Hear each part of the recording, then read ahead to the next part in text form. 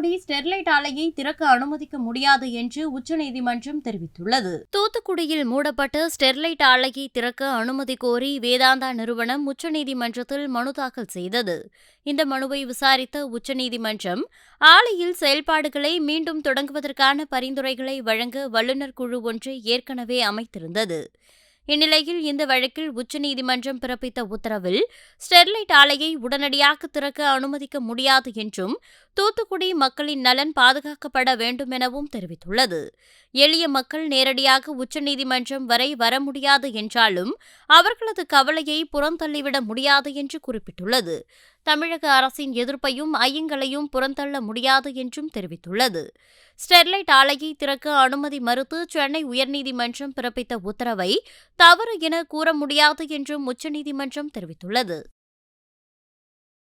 செய்திகளை உள்ளது உள்ளபடி தெரிந்து கொள்ள ரெஃப்ளெக்ட் நியூஸை சப்ஸ்கிரைப் பண்ணுங்க.